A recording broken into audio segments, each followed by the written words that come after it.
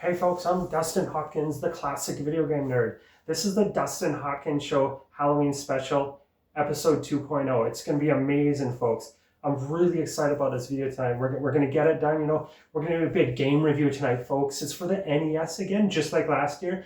It's a scary game, but we'll get into that pretty soon. It's going to be a lot of fun, folks. I'm really glad to be here and celebrate Halloween and these wonderful video games that belong in our hearts forever, and that'll never change because we grew up with these games, and over the years we've never turned our backs on these games because they truly are essentially a positive part of our past life, in our past. So it's pretty good, folks. We'll get to the game review soon, but we just got to take care of a few things first. Sorry about that. I hope you're having fun, folks, because I am. Like I said, this is Halloween 2025, folks, and That's How I'm Show Halloween Special Episode 2.0. I'm really glad to get this video done, and like I said, we're doing an NES game review. We'll get to that soon, but first, we have something to take care of like last year. Here we go. A little bit of this, folks. Yeah, just a second here. All right, here we go.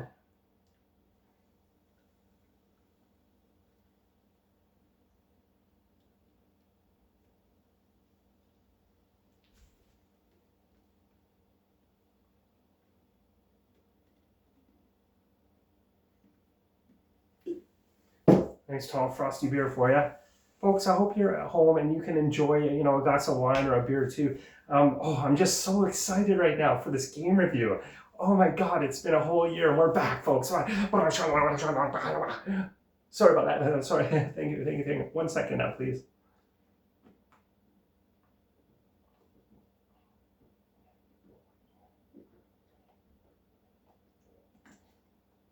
Oh, damn, that beer is tasty.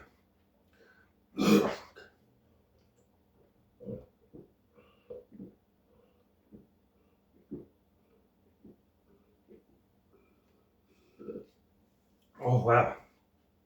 I was surprised at the quality of this beer and how easily it went down, folks.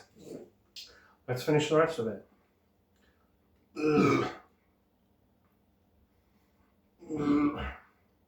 Sorry about that, folks. I hope you people at home are having a good time. You're enjoying me drink and then do a big game review. I hope you're having a good time back at home watching this video. Because these videos are important to me. But first, we got to finish the beer.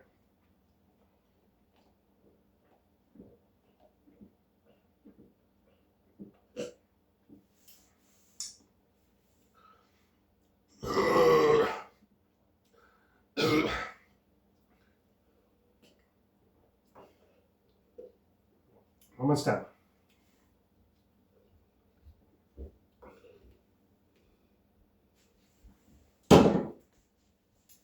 Damn, that was tasty, folks. Okay, well, we had our beer. We had the introduction to this episode explaining who I am. Dustin Hopkins, the classic video nerd. And that this is That's How I'm Show Halloween Special Episode 2.0. And we're here to do another NES game review. I'm super excited about that. We waited a whole year to get this done. So, okay, well, we're going to get to the game review. But first, one more thing. There we go, folks. I'm all crazy like that. Sorry about that. Oh, thank you. Okay, thank you for that. Okay, folks. So I'm about to reveal the game. Here we go. A Nightmare on Elm Street for the Nintendo Entertainment System. I'll let you guys see this game up close. Okay, there it is, plain as day. Okay, wonderful game. We're gonna get to this review. This is a lot of fun, folks. Now, this game was made by LJN in 1989. And in those days, there wasn't too many horror games circling around. Well, there was a few on the Nintendo, just like Friday the 13th, but, this is a heritage game. This stands true to the test of infamy. I mean, over the years, people played this game. You think a game like this would just end up in a dumpster, but it doesn't. You know, like, people to this day play this game. They're like, it's over 30 years old, and like, it's still spooky. Okay, folks, it's still a spooky game. But the gameplay is really bizarre. Like, there's two different worlds. There's like the normal awake world, and then there's the dream world. So, but each has like different enemies and whatnot. In the normal world, it's so stupid though. In my opinion, you punch fucking snakes, bats, and freaking rats that are as big as you. Seriously, folks, why are the rats as big as you? Like, what are they thinking when they made this game? I mean, we should tell LGN, what the hell were you thinking when you made this game? Why are the rats as big as the character that you play?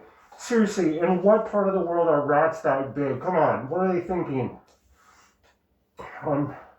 It brings my piss to a boil. I don't know how I'm supposed to explain this game. Like, I was okay with punching bats, but even the snakes are like huge. But the worst thing is, why are you punching rats that are like massive? And if rats were that big, they'd take over the world. Yeah. But no, seriously. But it's not a bad game, you know. For 1989, we didn't have the technology that we sure do to this day, obviously. But you know, we can reflect back and play these wonderful horror games. You know, like sure the technical power wasn't there like it is today, but there's just some things that are mind-boggling. Like, why did they make it with the rats that are that freaking big? It's crazy. So yeah, there's two different worlds. There's like the dream world and the sleeping world. Where in the sleeping world, the enemies are all like already dead. They're like skeletons and whatnot, and you can go and explore these mansions and stuff.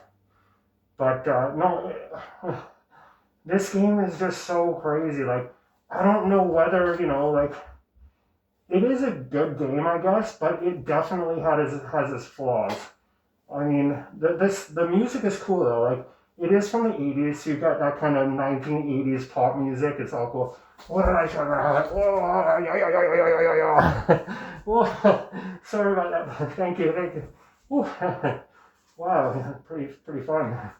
So yeah, no, it is a good game. Oh. Yeah, and it even says on the front 4-player mode, which is really cool. Do you know in the late 80s, the Nintendo had something called the Satellite NES? And what it did is it allowed for up to 4 players from one terminal of the Nintendo, which was a huge, really cool idea. And like, it was actually used by games like this one on Nightmare on Elm Street. And, you know, that's cool. You can play 4-player, but oh my goodness. And then sometimes you're automatically sucked in to fight Freddy Krueger. Like, he just, especially in the dream where he like pulls you in and you gotta fight him. It's like hard as shit. Okay, like, you know, and I mean, is it a good game at the end of the day?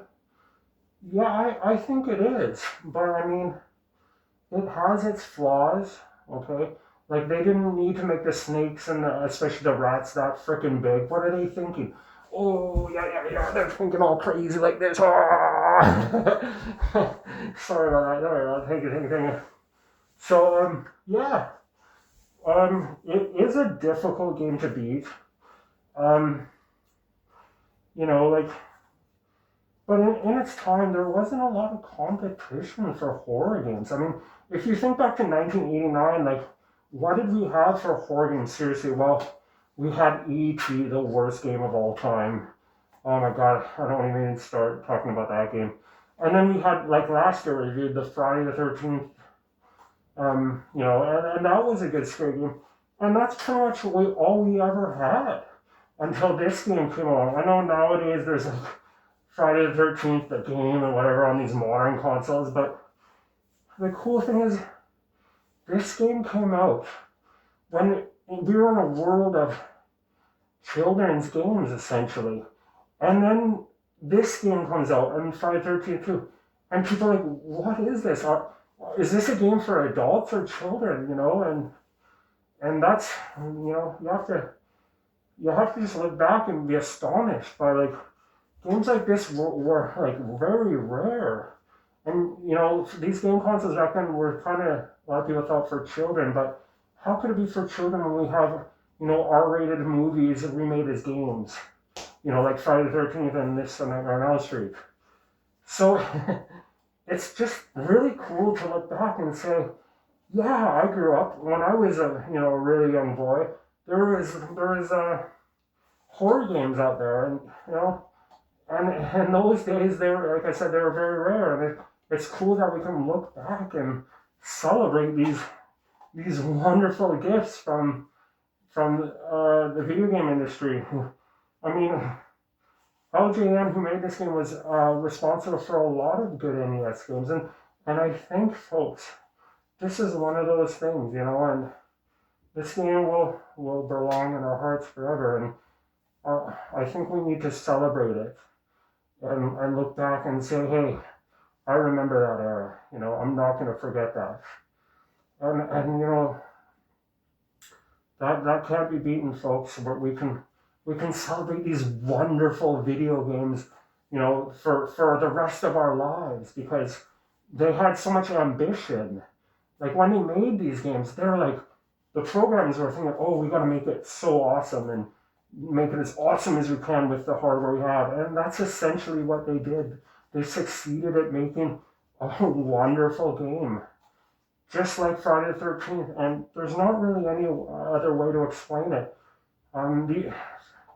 Like I said, these games will belong in our hearts forever and will always be played by us fans. And I love you, all you NES fans and Nintendo Entertainment System fans. I hope you guys see this video, you know, because I love the NES. And I love scary games for the NES, like a Nightmare on Elm Street in my hand. So, folks, I hope you had fun. I gotta go. It's been a good episode tonight. I hope you guys had fun. We got a little crazy. Sorry about that. We got a little crazy, but I gotta wrap this up, folks. We had the beer, we reviewed the game, you seen the Halloween items. I gotta go. I'm Dustin Hopkins, the classic video game nerd. Peace out. We'll see you soon. Bye.